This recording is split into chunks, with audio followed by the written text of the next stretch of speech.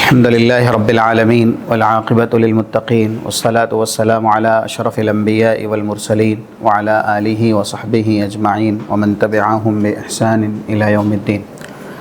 أما بعد فأعوذ بالله من الشيطان الرجيم وهذا كتاب أنزلناه مبارك فاتبعوه واتقوا لعلكم ترحمون. آج کی ہفتہ واری اصول ثلاثہ کی ایک کلاس، جس میں آپ تمام سامعین اور ناظرین کا استقبال کرتے ہوئے رب العالمین سے یہ دعا کرتے ہیں، اللہم انفعنا ورفعنا بالقرآن العظیم ولا تکلنا الی انفسنا طرفة عین واصلح لنا شأننا کلہ لا الہ الا انت.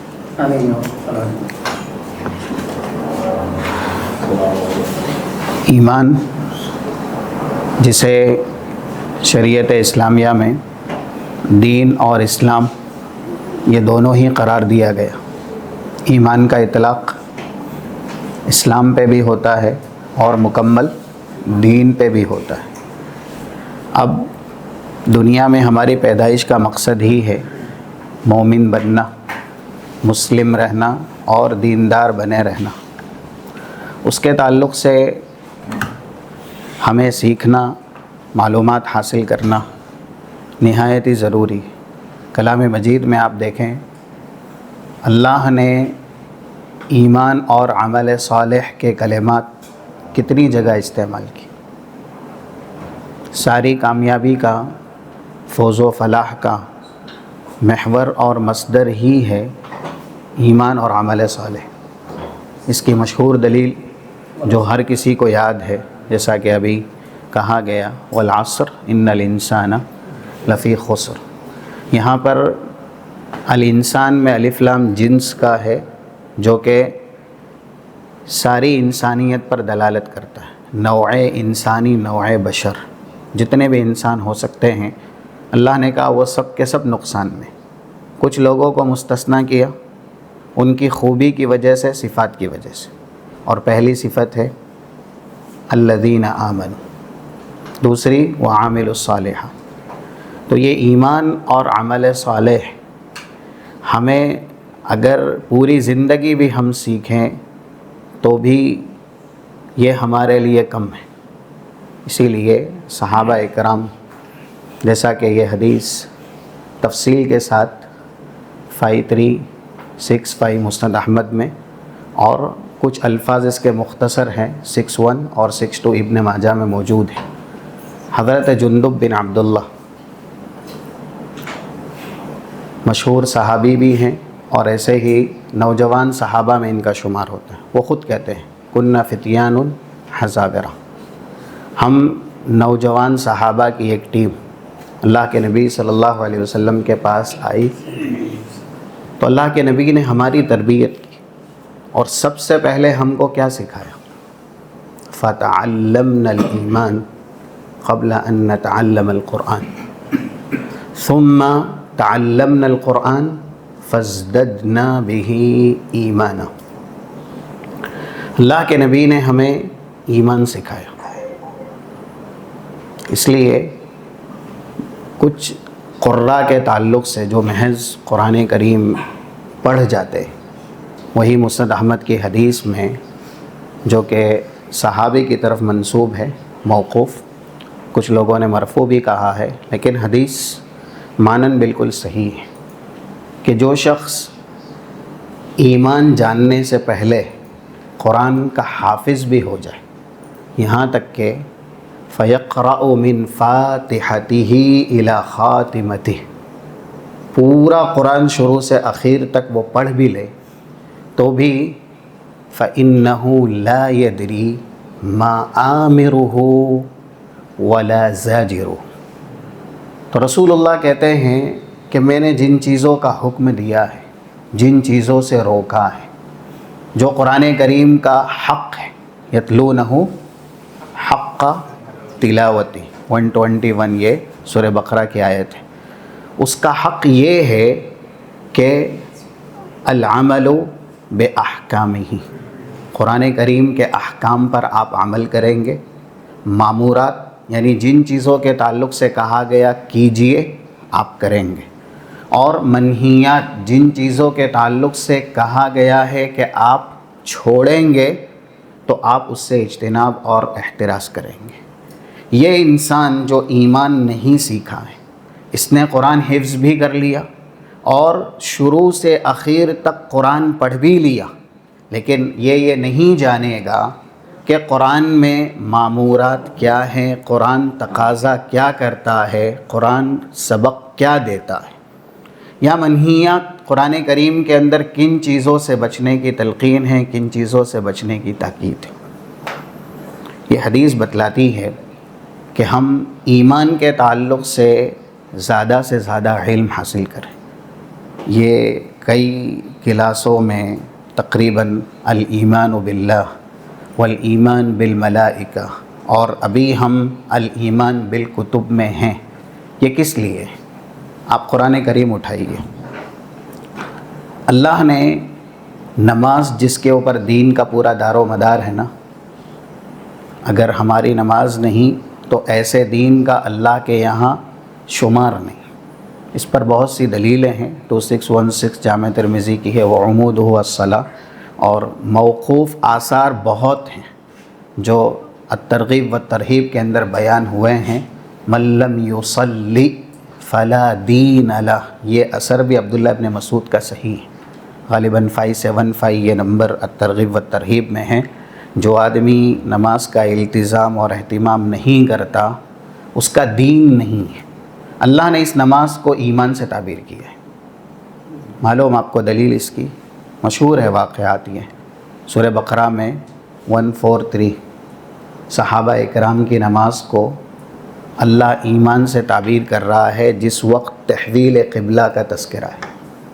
وَمَا كَانَ اللَّهُ لِيُضِيعَ إِيمَانَكُمْ، اللہ آپ کے ایمان کو یعنی نماز کو جو پہلے بیت المقدس کی طرف پڑھی گئی ضائع نہیں کرے گا، کیونکہ قبلہ تحویل ہو گیا نا۔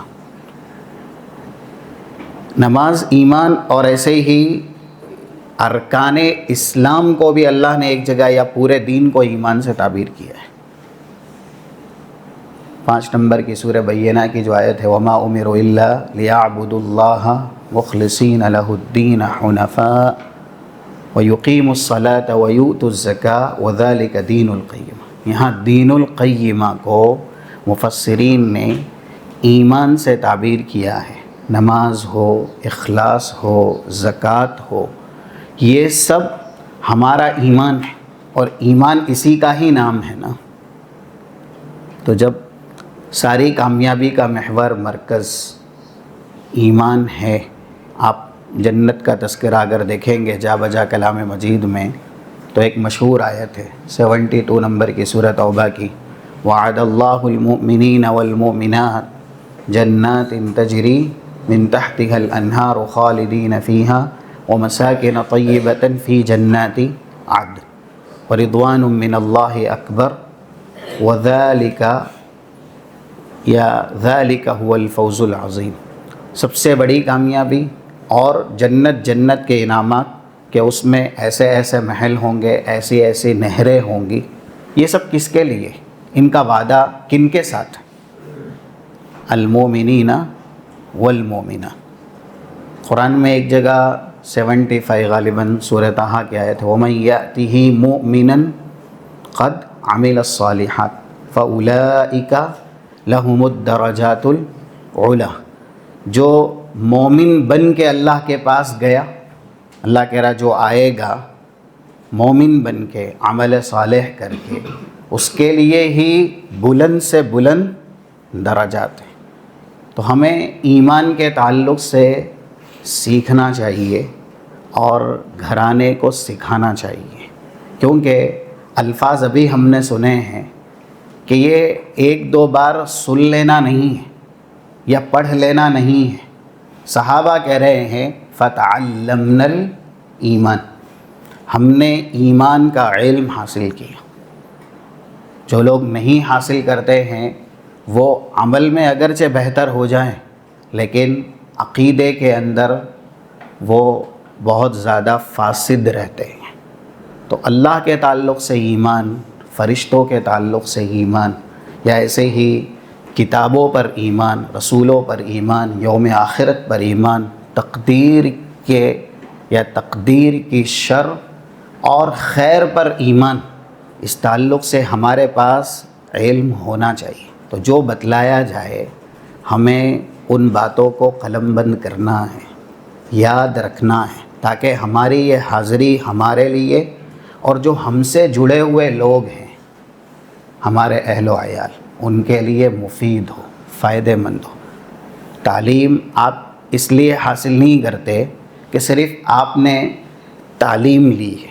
تعلیم یہ ذریعہ ہے، یہ سہارا ہے ہماری منزل یا منزل مقصود تک پہنچنے کا۔ علم حاصل کرنے کے بعد اگر انسان یاد نہ رکھے یا علم حاصل کرنے کے بعد عمل نہ کرے تو یہ تعلیم وبال جان ہے اس کے لیے۔ ہم کو اس کا ہی پابند نہیں کیا گیا کہ ہم علم حاصل کریں۔ محض علم حاصل کرنے سے کامیابی نہیں ملے گی۔ علم جو ہم حاصل کر رہے ہیں اس کو محفوظ بھی کرنا ہے۔ قرآن میں اللہ نے اہل علم کی ایک صفت بتائی، 49 سورہ عنکبوت، بل ہوا آیات بینات فی صدور الذین اوتوا العلم۔ قرآن کو اللہ نے کہا کہ یہ معجزات ہیں، آیات اور بینات ہیں، بالکل واضح ہے۔ کہاں ہیں یہ؟ اہل علم کے سینوں میں۔ اس پر بھی دیکھیے مفسرین نے جو باتیں کہی ہیں۔ اللہ نے اپنے کتاب کی حفاظت کی ذمہ داری لی۔ سورہ ہجر کی آیت نمبر 9، انا نحن نزلنا الذکر وانا لہ لحافظون۔ اللہ جیسے چاہے حفاظت کرے۔ حفاظت کا ایک انتظام اس نے ایسے کیا ہے کہ اپنی کتاب کا حفظ آسان سے آسان کر دیا۔ آپ ورقات میں موجود معلومات میں تصحیف کر سکتے، تبدیلی کر سکتے، بدل سکتے، یحرفون الکلمہ عن مواضعہ، لیکن انسان کے سینوں میں موجود جو معلومات ہیں، کیا وہاں جا کر کے بھی انسان تحریف کر سکتا ہے؟ تو علم حفظ صدور کا نام ہے۔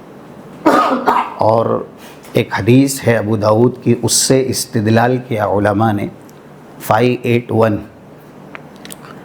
ابو مسعود البدری جو صحابی ہیں، وہ کہتے ہیں استعملنی رسول اللہ علی غزوۃ، کچھ لوگ میرے ساتھ تھے، اللہ کے نبی نے مجھے غزوے کا ان چیف کمانڈر بنایا۔ میں نے یہ بھی کہا کہ جماعت میں غزوے میں موجود مجھ سے بہتر بھی ہیں، تو اللہ کے نبی صلی اللہ علیہ وسلم نے کہا سب سے پہلی خوبی انک تصلی بہم وتقرأ سورۃ البقرہ۔ یہاں پر تقرأ کا مطلب ہے تحفظ سورۃ البقرہ، آپ سورہ بقرہ کے حافظ ہیں۔ نماز ان لوگوں کو آپ پڑھائیں گے، اور اسی حفظ کی وجہ سے کہ آپ کے سینے میں اللہ کا قرآن علم ہے، میں آپ کی ماتحتی میں آپ سے بہتر لوگوں کو بھی کر رہا ہوں۔ اور دیکھیے یہ شرف ہے، بات ہماری ایمان بالکتب کے تعلق سے ہے، اور گزشتہ جو درس ہوا تھا وہ قرآن کریم کی فضیلت کے تعلق سے ہوا تھا، کیونکہ یہ کتاب رشد و ہدایت کا مخزن ہے، سر چشمہ ہے۔ اس کتاب کو اگر ہم اور آپ نے ہماری کامیابی کے لیے استعمال نہیں کیا تو اس سے زیادہ نامرادی اور محرومی ہو نہیں سکتی کہ جسے اللہ قرآن کریم جیسی کتاب دے اور وہ دنیا میں یا دنیا سے بڑھ کے حشر میں آخرت میں ناکام ہو جائے۔ جس کے پاس قرآن کریم ہو، فرقان حمید ہو، اور وہ آخرت میں ناکام ہو جائے، نامراد ہو جائے، اس سے بڑھ کے نامرادی، حسرت اور محرومی کی کوئی بات نہیں ہو سکتی۔ یہ صرف اپنوں نے نہیں کہا، جو اغیار بھی ہیں جنہوں نے قرآن کریم کو پڑھا کسی بھی نیت سے پڑھا، تو انہوں نے افسوس کیا کہ مسلمانوں کی تباہی یا ان کی ذلت رسوائی پر افسوس ہے کہ اللہ نے ان کی رشد و ہدایت کے لیے ایسی کتاب انہیں دی، پھر بھی یہ آج ذلیل ہیں، یہ رسوا ہے، کیونکہ وہ کتاب اوپر سے آئی ہے، اور دنیا تو دنیا ہے، جنت میں بھی یہی کتاب میزان ہے، معیار ہے کہ انسان اوپر جائے گا، یعنی منازل طے کرے گا، درجات چڑھے گا۔ وہ حدیث معروف ہے نا جو ہم سنتے ہیں، جامع ترمذی کے اندر موجود ہے 29132914، اقرا ورتق ورتل کما کنت ترتل فی الدنیا۔ جنت میں جانے کے بعد بھی جنتی سے اللہ کہے گا کہ آپ کو جتنے منازل طے کرنے ہیں، جتنے درجات چڑھنے ہیں، آپ چڑھیے، ایک شرط پہ، جتنا قرآن آپ کو یاد ہے قرآن پڑھتے جائیے، جنت کی منزلیں طے کرتے جائیے۔ اس کتاب کے ساتھ اللہ نے فوز، فلاح، کامیابی کو ہمیشہ کے لیے جوڑا ہوا ہے۔ یہ ہو نہیں سکتا کہ قرآن ہماری زندگی میں ہو، قرآن ہمارے سینوں میں ہو، قرآن ہمارے ساتھ ہو اور ہم ناکام ہو، نامراد ہو۔ اگر ہم ناکام ہیں، ہم نامراد ہیں، تو ہم سے زیادہ محروم کوئی نہیں، کیونکہ ہم نے پھر اس کتاب کو نہ پڑھا جیسے پڑھنا چاہیے، نہ سمجھا جیسے سمجھنا چاہیے، اور نہ اس کا حق ادا کیا جیسے اس کا حق ادا کرنا چاہیے۔ علم وہ ہے جو سینوں میں محفوظ ہے۔ اسی لیے چھوٹا سا بچہ، تقریباً 7 سال 8 سال، صحابی مشہور ہے نا، عمرو بن سلمہ الجرمی، اور ابو داؤد کے اندر حدیثیں جیسا کہ 585 586 587 588 4 حدیثیں ہیں جو ہم مانا ہیں۔ وہ یہ کہتے ہیں فما فرحت بعد الاسلام اشد فرحا بهذا الفرح كنت اؤم القوم وانا اصغرهم۔ عمرو بن سلمہ کہتے ہیں، اور یہ ہے واقعی، میں قوم کا سب سے چھوٹا ہوں لیکن میں ہر جگہ قوم کی امامت کرواتا ہوں۔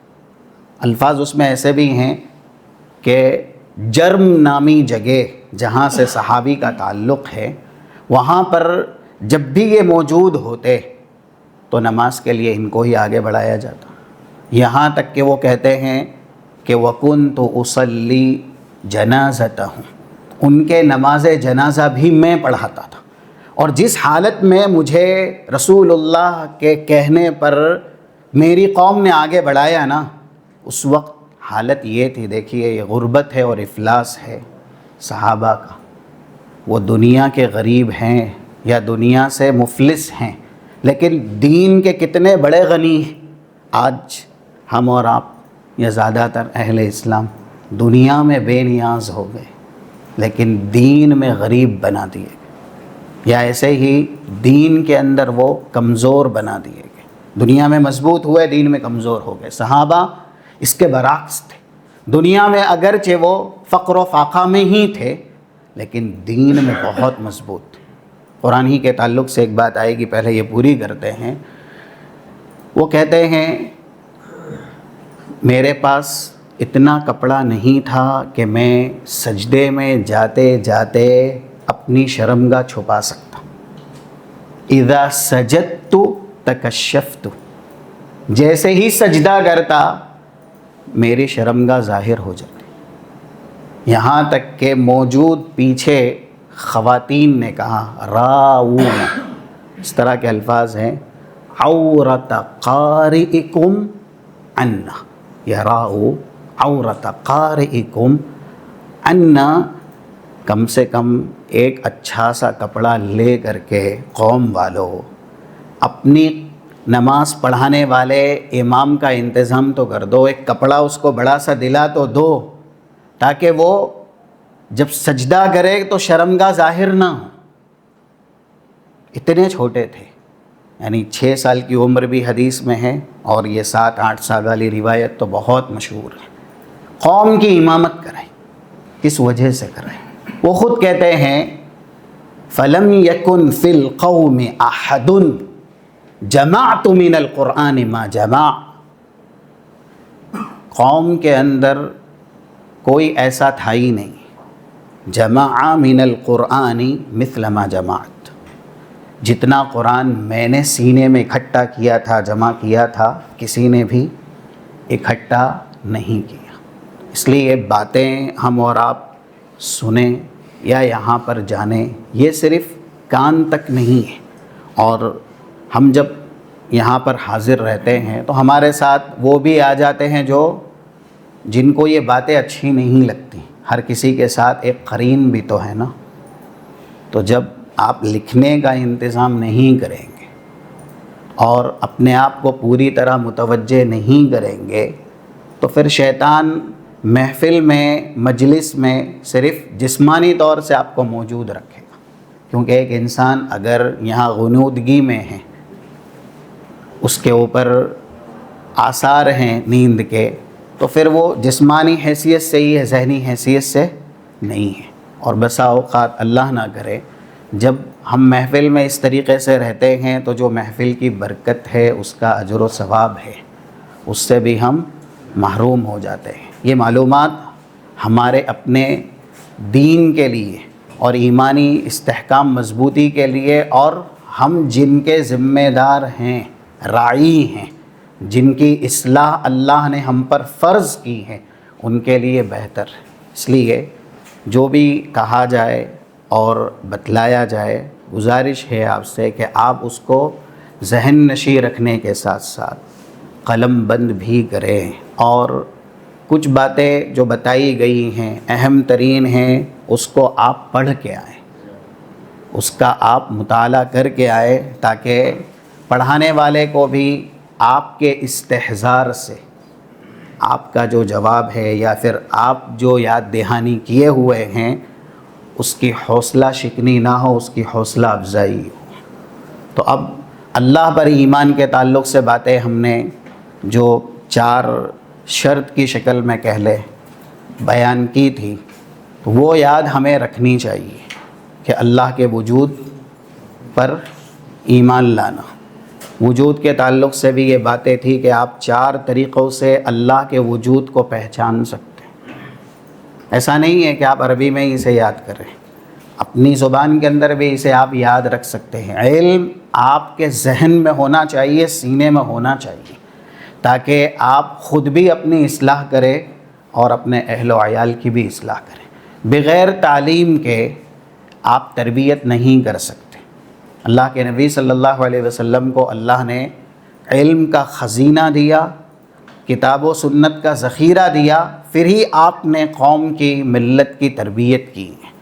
علم قول اور عمل سے پہلے ہے. یہ بات ہم نے بارہا سنی ہے. امام بخاری نے کتاب العلم جو بیان کی ہے، باب العلم قبل القول والعمل. کچھ بھی کہنا، کیونکہ تربیت میں آپ کو کہنا بھی پڑتا ہے اور تربیت میں آپ کو کرنا بھی پڑتا ہے، اور کری ہوئی تربیت کہنے سے بہت زیادہ مؤثر ہوتی ہے. جب آدمی کا عمل بولتا ہے نا، تو اس کو زبان سے بولنے کی ضرورت رہتی ہی نہیں ہے. اس لیے کہ جو انسان کا کردار کر دکھاتا ہے، وہ اس کا گفتار کبھی نہیں کر سکتا. تو ہم تربیت میں کہتے بھی ہیں اور زیادہ تر تربیت کے نام پر ہم کرتے بھی ہیں. تو کچھ بھی کہنے سے پہلے، کچھ بھی کرنے سے پہلے یہ دین ہے، تو ہمیں اس کا علم حاصل کرنا ضروری ہے. باب العلم قبل القول والعمل. آج قرآن کریم ہی کی فضیلت کے تعلق سے یہ بات بیان کی جائے گی. پھر انشاءاللہ آئندہ درس میں جو الایمان بالرسل ہے، اس کی ابتدا ہوگی. یہ کلام قرآن کریم، اس کا تعلق دل سے ہی زیادہ ہے.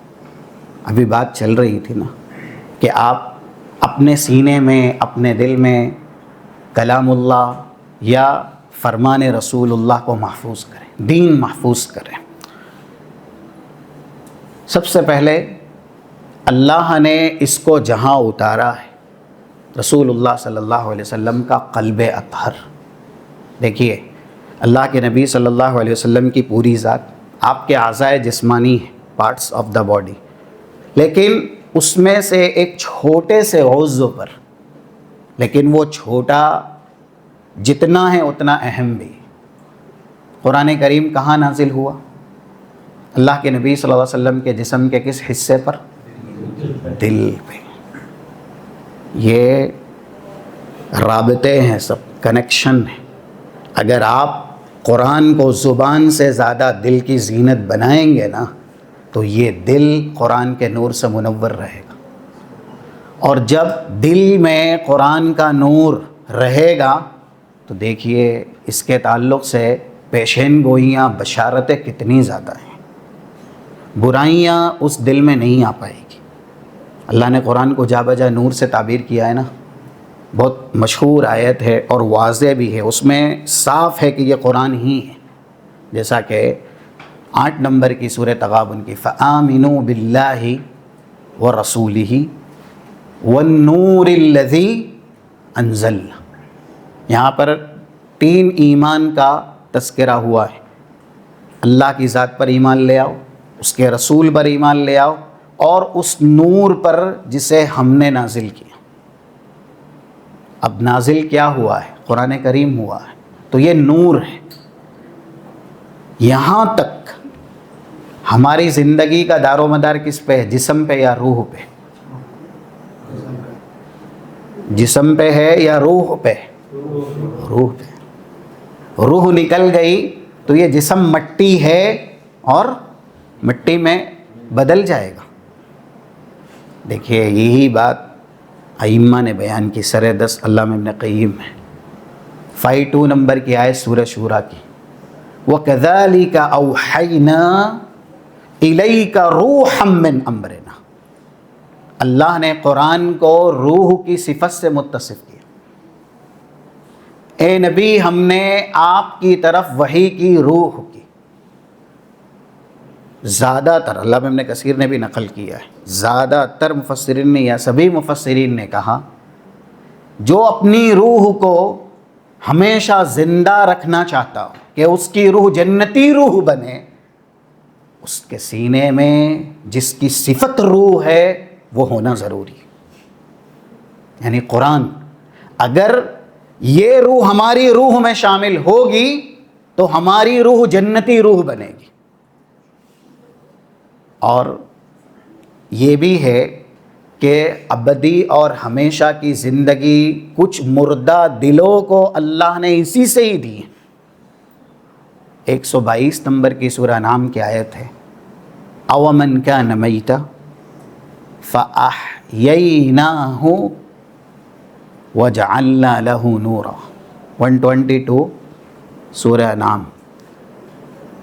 مثال یہ ہے کہ وہ شخص جو مردہ ہے اور ہم نے اس کو زندہ کیا کس طریقے سے؟ نور دے کر کے، وَجَعَلْنَا لَهُ نُورًا۔ مفسرین یہاں پر بھی اس آیت میں بھی تفسیر کرتے ہیں کہ جو شرک پر تھے، کفر پر تھے، وہ زندہ ہوتے ہوئے مردہ ہی تھے، کیونکہ جس کا دل مر جائے نا، اور جس دل میں شرک ہو، کفر ہو، وہ زندہ کیسے رہے گا؟ جب اللہ نے انہیں اسلام کی دولت سے مالا مال کیا تو ان کو قرآن کریم کا علم عطا ہوا، قرآن کریم انہوں نے سیکھا، اور جب قرآن انہوں نے حاصل کیا علم کے طور پر تو اللہ نے اسی قرآن کو ان کے لیے نور بنایا، اور وہ مردہ دل پھر سے قرآنی نور کی وجہ سے زندہ ہوا۔ اس لیے یہ قرآن دل پہ نازل ہوا، دل سے اس کا بڑا گہرا رابطہ ہے، اور سب سے بڑا فتنہ بھی انسان کا دلی فتنہ ہوتا ہے۔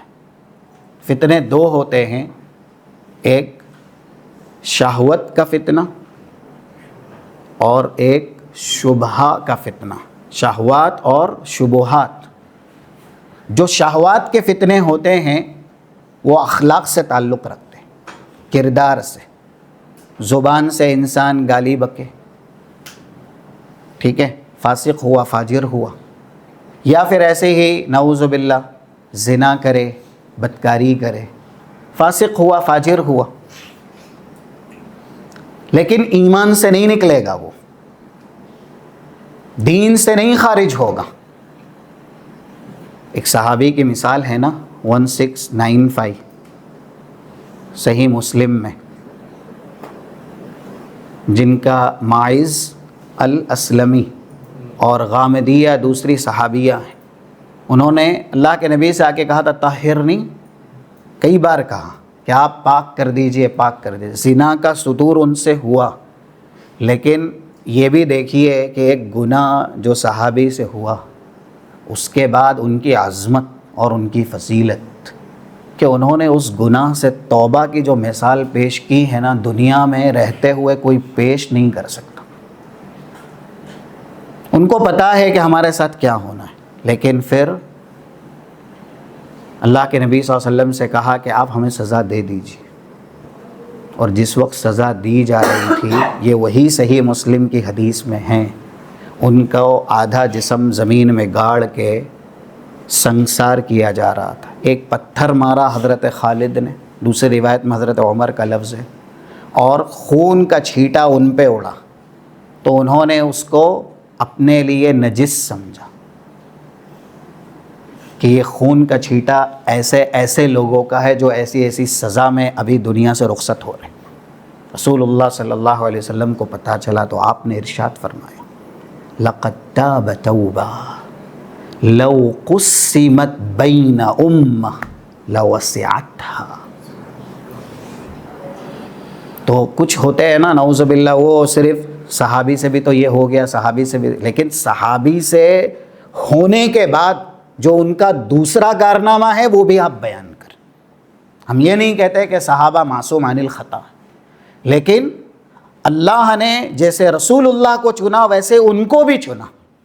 تو ایک پہلو نہیں بتانا چاہیے، دوسرا پہلو بھی. حضرت آدم کا جنت سے نکلنا اگر ہم بیان کریں تو انصاف کا تقاضا کیا ہے کہ پھر ویسے وہ جنت میں گئے وہ بھی آپ بیان کریں نا.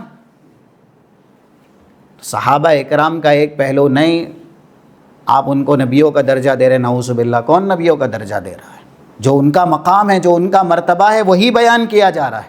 یہ الگ بات ہے کہ آپ وہ مقام مرتبہ سننا نہیں چاہتے ہیں، کچھ لوگ جو ہوتے ہیں. تو اس میں اللہ نے جو ان کی توبہ کا طریقہ بتایا ہے وہ ہمارے لیے بہت بڑا نمونہ ہے. ان کو معلوم ہے کہ سزا کیسی ہونی ہے، اور اللہ کا ڈر اسی کو کہتے ہیں کہ آپ اس کے سامنے جائے تو اس کی حرمت کا داغ آپ کے کردار میں نہ ہو کہ آپ نے اس کی بے حرمتی کی، آپ نے اس کی نافرمانی کی. صحابہ پوری طرح اپنی نافرمانی سے سچی توبہ کر کے اللہ سے ملنے کے مشتاق تھے کہ ہم رب العالمین سے ملیں تو اللہ ہم سے راضی ہو جائے. تو یہی ہے حقیقی تقویٰ، یہی ہے حقیقی ڈر. پوری امت کے بیچ میں اگر اس ایک انسان کی توبہ کو اللہ تقسیم کرے تو رسول اللہ کہہ رہے پوری امت کے گناہ ان کے طریقہ توبہ میں اللہ معاف کر سکتا.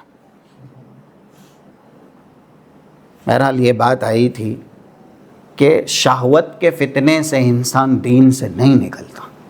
شبہات کے فتنے سے انسان بظاہر نمازی بھی رہتا ہے، روزے دار بھی رہتا ہے، حج اور عمرہ بھی کرتا ہے، لیکن اللہ نہ کرے اللہم ارحمنا واحفظنا منہا، شبہات کے فتنے سے انسان دین سے نکل جاتا ہے. یہ فتنہ خوارج میں پیدا ہوا تھا، دل کا ہی فتنہ تھا. ان کو غرور آیا تھا اپنے دین پر، فخر آیا تھا، ہم جیسا کوئی نہیں. تو کچھ ان کے ظاہری کارنامے حدیث میں ہیں 5057 5058 کتاب فضائل القرآن صحیح بخاری کے اندر. اللہ کے نبی صلی اللہ علیہ وسلم نے یہ بھی کہا صحابہ سے تحقرون صلاتکم مع صلاتہم وصیامکم مع صیامہم، حقیر جانیں گے آپ اپنی نمازوں کو ان کی نمازوں کے مقابل، اپنے روزوں کو ان کے روزوں کے مقابل، وقراءتکم، دیکھیے قرآن زبان پہ ہی رہا، دل تک نہیں گیا۔ جب قرآن دل تک نہیں پہنچا تو یہ بات ہر عقل مند کہتا ہے، اور بڑے بڑے عقل مند کہہ کے گئے ہیں، انسان یا تو زندگی میں اچھائیاں کرے، اگر وہ اچھائیوں میں مصروف نہیں ہوگا نا تو برائیوں میں شیطان اس کو مصروف کر ہی دے گا۔ خالی برتن ہے دل، دل کیا ہے؟ خالی برتن۔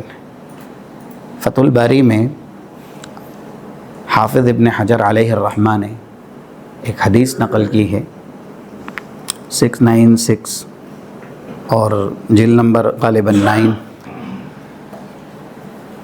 حضرت ابو امامہ کا قول ہے، انہوں نے شاگردوں سے کہا ان هذه المصاحف فلا تغتر، اس طرح کے الفاظ ہے، فلا تغترنکم، یہ جو قرآن کے دفتر ہیں جیسے ہمارے بیچ میں بھی ہے نا مصحف، یہ تم کو دھوکے میں نہ ڈالے کہ تم ان کو پڑھو اور واپس رکھ دو۔ آج کل بھی قرآن مصحف کی شکل میں ہے نا ہمارے پاس، ہم پڑھتے ہیں، پڑھ لیے، یہ بھی قرأت ہمیں کرنی ہے، مصحف سے قرآن پڑھنا ہے، اس کے اندر بھی برکت ہے، لیکن آپ قرآن صرف مصحف تک رکھیں، زبان سے پڑھ لیں اور یہ دل میں نہ آئے۔ آگے انہوں نے کہا وہ دل جو قرآن اپنے اندر جذب کرتا ہے، فإن اللہ لا يعذب قلبا وعى القرآن، اللہ اس دل کو عذاب دے گا ہی نہیں جس دل میں قرآن نصیحت کے نام پر جاگزی ہو گیا، پیوست ہو گیا۔ وعا حافظہ، اور اس سے بھی بڑھ کے کہ آپ حفظ بھی کریں اور نصیحت کے لیے اس کو استعمال بھی کریں، اور یہی اللہ کے نبی صلی اللہ علیہ وسلم کی حدیث سے ملتا جلتا ہے، جیسا کہ 3562 سلسلے صحیحہ کی حدیث ہے۔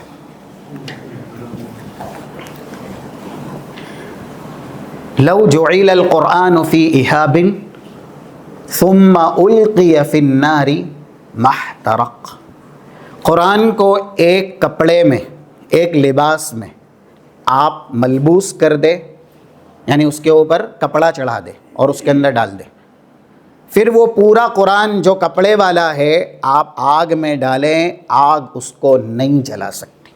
یہ حدیث صحیح ہے۔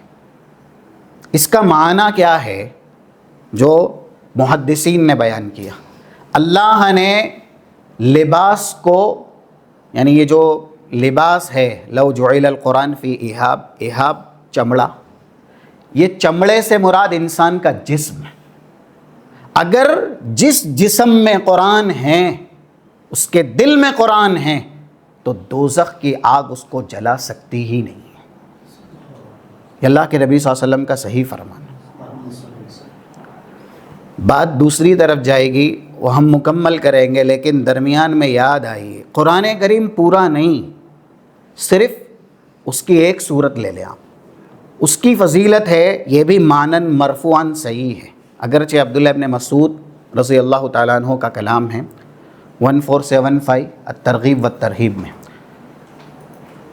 اذا ادخل المیت فی قبرہ، میت کو قبر میں داخل کیا گیا، اس کے بعد فیؤتی من قبل رأسہ العذاب، اگر میت کو قبر میں داخل کرنے کے بعد عذاب سر کے پاس سے آنا چاہتا ہے تو پھر یہ سورہ ملک یہ خود بولے گی اور کہے گی لیس لکم قبلی مدخل، تمہارے لیے اس طرف سے آنے کا کوئی جواز نہیں ہے، کیوں؟ کان یقرأ بی، میرے ذریعے، سر میں ایک منہ بھی ہے نا، میرے ذریعے سورۃ الملک، یہ انسان سورہ ملک پڑھا کرتا تھا۔ قرآن کریم کس طریقے سے اللہ کے عذاب سے بچاتا ہے، قبر کے عذاب سے بچاتا ہے، یعنی آپ سورہ ملک حفظ کرتے ہیں اور بار بار اسے پڑھتے ہیں تو یہ سورہ ملک ہی قبر میں کسی بھی طرف سے عذاب کو روک دے گی۔ یہاں تک کہ پیٹ کی طرف سے اسی حدیث میں لفظ ہے کہ عذاب آنا چاہے گا تو سورہ ملک کہے گی کان اوعا فی سورۃ الملک، اس پیٹ میں سورہ ملک تھی، اس لیے یہاں سے عذاب آنے کی گنجائش نہیں۔ پیروں کی طرف سے تو وہ سورہ ملک یاد کیے ہوئے تھا، پڑھا کرتا تھا، اس لیے پیر کی طرف سے بھی عذاب نہیں آ سکتا۔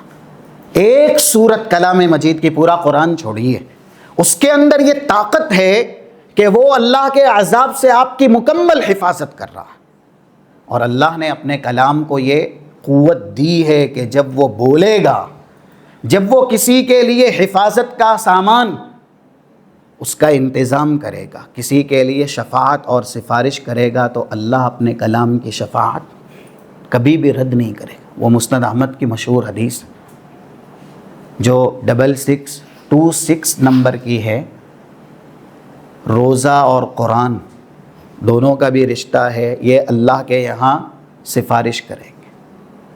کیا لفظ ہے؟ روزہ کہے گا اللہ میں نے اس کو دن میں بھوکا اور پیاسا رکھا، فشفعنی فیہ، اس لیے اس کے حق میں میری سفارش قبول کر، فیشفع، سفارش قبول کی جائے گی۔ قرآن کے لیے دونوں لفظ ہیں۔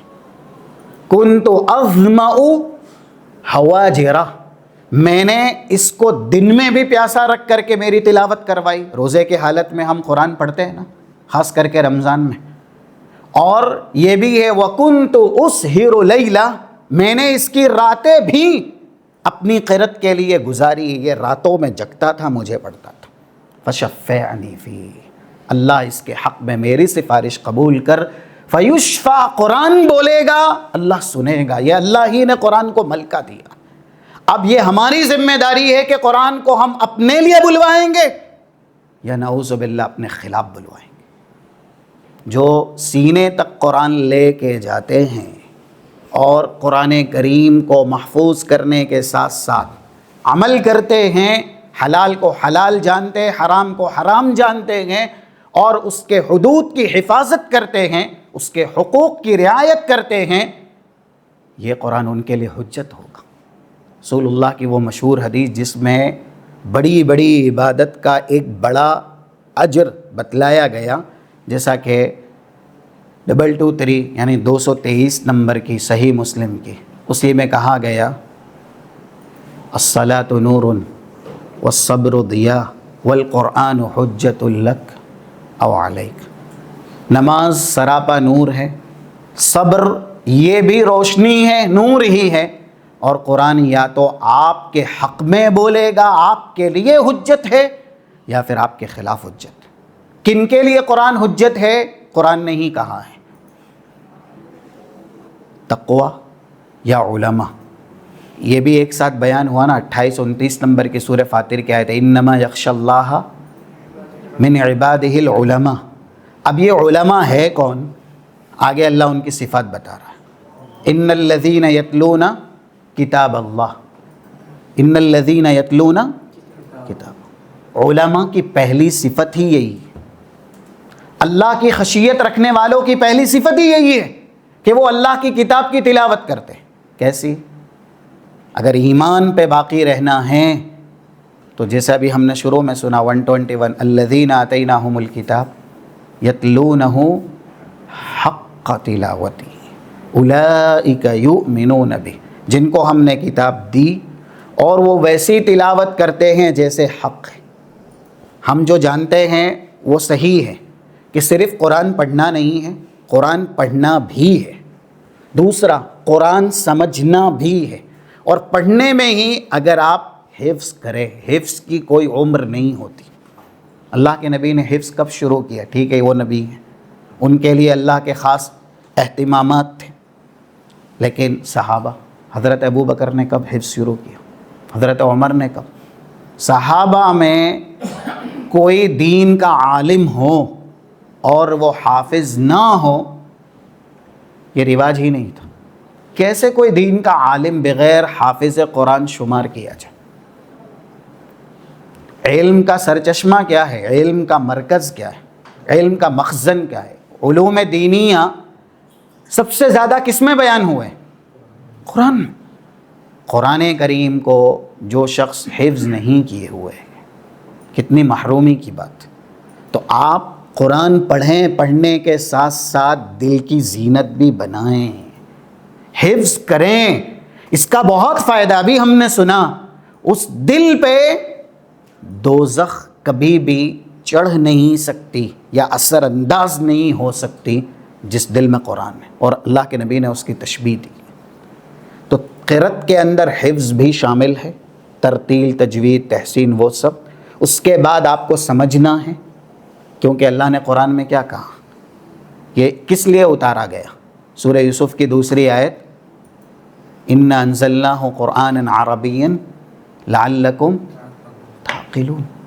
لعل سبب کے لیے آتا ہے، ہم نے اس کو عربی زبان میں نازل کیا تاکہ تم عقل رکھو، سمجھ رکھو، فہم رکھو۔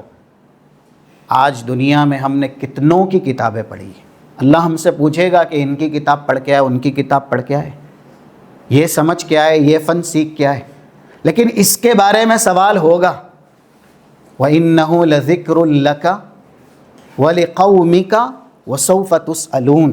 یہ سورہ زخرف کی آیت ہے، غالباً 41 یا 42۔ یہ قرآن تمہارے لیے، یعنی اے نبی اور آپ کی قوم کے لیے ذکر ہے، نصیحت ہے، اور تم عن قریب اس کے تعلق سے سوال کیے جاؤ گے۔ ہم دنیا میں جن کی کتابیں فن پڑھے ہیں، اگر وہ علم ہیں ہمارے لیے بہتر ہے۔ ہر علم جو آپ کے لیے منفعت والا ہو آپ کو سیکھنا چاہیے، لیکن پہلے جو ضروری ہے، جس کے تعلق سے اللہ پوچھے گا، قبر میں جس نے سوال کا جواب دیا وہ بھی کہے گا میں نے کیوں دیا، کس لیے میں دے سکا۔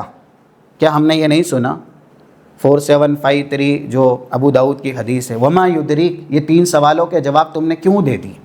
فرشتہ پوچھے گا، وہ فوراً فرشتے کو جواب میں کہے گا قرأت کتاب اللہ فآمنت بہ وصدقت، میں نے اللہ کی کتاب کو پڑھا، ایمان لے کے آیا، تصدیق کی، اسی وجہ سے میں جواب دے سکا۔ اور جو نہیں دے سکے گا وہ تو 1338 صحیح بخاری کے اندر ہے، فرشتہ مارتا جائے گا اور کہتا جائے گا لا دریت ولا تلیت، نہ تو نے دین سمجھا، اور تو دین اس لیے نہ سمجھ سکا کیونکہ تو نے قرآن کی تلاوت ہی نہیں کی۔ یہ صحیح بخاری کے اندر موجود ہے۔ قرآن کریم پڑھنا، جس کے اندر حفظ کی بات ہوئی، سمجھنا 29 سورہ صاد، کتاب انزلناہ الیک مبارک لیدبروا آیاتہ، ہم نے برکت والی کتاب اے نبی آپ کو دی تاکہ یہ لوگ اس میں غور و فکر کریں۔ اچھا دیکھیے، غور و فکر بھی یہ ہمارے دل کا ہی عمل ہے۔ ہم چاہے عقل کا سر کے اندر محل مانے کہ سر کے پچھلے حصے میں عقل ہوتی ہے، یا پھر قرآن کریم کی اصطلاحات لے تو انسان کی عقل اور اس کا جو مادہ فہم ہے وہ دل۔ 24 نمبر کی غالباً سورہ محمد کی آیت ہے، افلا یتدبرون القرآن ام علی قلوب، سیدھی سی بات اللہ نے کی، ادھر یا ادھر، یہ لوگ قرآن سمجھتے کیوں نہیں؟ کیا ان کے دلوں پر تالے پڑ گئے؟ یعنی دل اگر قرآن کریم سے محروم ہیں تو آپ قرآن پڑھتے رہیے، آپ کو فائدہ نہیں ملے گا۔ دل میں اگر قرآن نہیں ہے، آپ قرآن کریم کی تلاوت حفظ سب کر لیں لیکن فائدہ نہیں ہوگا۔ اس لیے دل کے اندر قرآن کا آنا جس طریقے سے رسول اللہ صلی اللہ علیہ وسلم نے بتلایا اور سمجھایا ہے، تو تدبر یہ تیسرا مرحلہ ہو گیا، قرآن کریم کی قرأت، اور اسی طریقے سے قرآن کریم کا سمجھنا دوسرا مرحلہ۔ تیسرا مرحلہ ہے قرآن کریم پر عمل کرنا۔ اور چوتھا مرحلہ ہے کہ آپ جو سیکھے ہوئے ہیں وہ ان لوگوں تک پہنچانا جتنی آپ کو استطاعت ہے، جتنی آپ کو طاقت، تبلیغ کرنا قرآن کریم کی. یہ 4 جو شخص کرتا ہے یتلونہ حق تلاوتہ. بہرحال اب اس طرف کہ شبہات کا جو فتنہ ہوتا ہے اس سے انسان دین سے نکل جاتا ہے. جیسے خوارج تھے تو ان لوگوں نے قرآن کی تلاوت کی، رسول نے کہا کہ تم اپنی تلاوت کو ان کی تلاوت کے سامنے حقیر سمجھو، لیکن ان کی تلاوت دل تک نہیں گئی، اس لیے کہ قرآن دل پہ ہی نازل ہوا ہے. آپ کو قرآن کریم دل میں بسانے کی ضرورت ہے. تو انہی خوارج کے تعلق سے رسول اللہ صلی اللہ علیہ وسلم نے آگے کی حدیث میں جو الفاظ استعمال کیے ہیں وہ یہی ہیں کہ جیسے الفاظ ہے احداث الاسنان سفہاء الاحلام یقولون من خیر قول البریہ لا یجاوز ایمانہم حناجرہم. ان کا ایمان، ان کی عبادتیں ان کے دل تک نہیں گئی. یمرقون من الدین کما یمرق السہم من الرمیہ. دل خالی برتن ہے، اگر آپ ایمان سے نہیں بھریں گے، اگر آپ صدق سے نہیں بھریں گے، آپ اللہ کے خوف سے نہیں بھریں گے، یعنی جو بھی قلبی عبادات ہیں اس سے اگر آپ اپنے دل کو پر نہیں کریں گے تو یہ خالی رہنے والا نہیں ہے. پھر اس کے اندر حسد آئے گا، پھر اس کے اندر کینہ آئے گا نعوذ باللہ، پھر اس کے اندر کفر آئے گا نعوذ باللہ، پھر اس کے اندر شرک آئے گا نعوذ باللہ. جیسے اگر کوئی شخص اچھائی نہ کرے، اچھائی میں مصروف نہ رہے، تو ایسا نہیں ہے کہ وہ اچھائی میں مصروف نہیں ہے تو وہ فارغ ہے. شیطان اس کو برائی میں مصروف کرے گا ہی کرے گا، اس لیے آپ اچھائی میں مصروف رہیے تاکہ آپ برائی سے بچ جائیں. تو اپنا دل جو برتن کی طرح ہے خالی، اس کو آپ ایمان سے بھر لیجئے، اللہ کے قرآن سے پر کر لیجئے، تاکہ پھر اس کے اندر نعوذ باللہ جگہ ہی نہ بچے کہ حسد آ سکے، کفر آ سکے، شرک آ سکے. رسول اللہ کا فرمان ہے. یہ 4605 بس آخری بات ابن حبان میں موجود روایت کی ہیں، اور یہ ہے لا یجتمع فی جوف عبد. یہاں تو عبد کا ہی لفظ ہے، کسی جگہ عبد مسلمن ہے، لیکن عبد سے بھی معنی پورا ہو جاتا ہے. کوئی بھی بندے کا دل 2 متضاد چیزیں اکٹھا نہیں کر سکتا، ضد والی چیزیں، ٹکرانے والی چیزیں.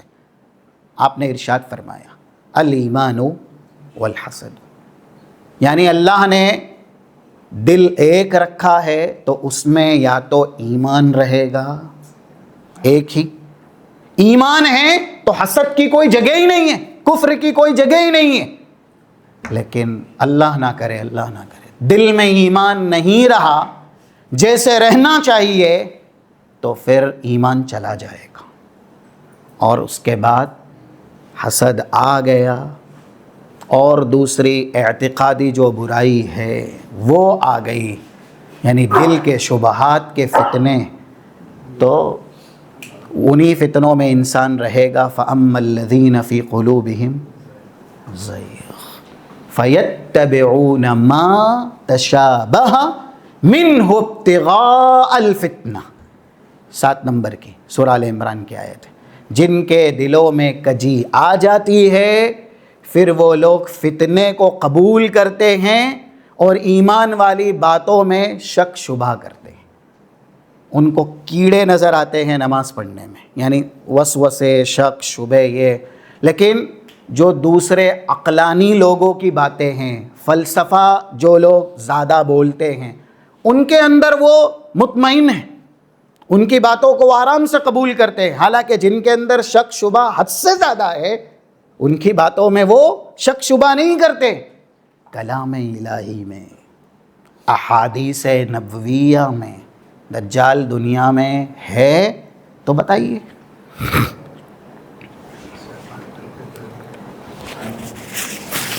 کیوں؟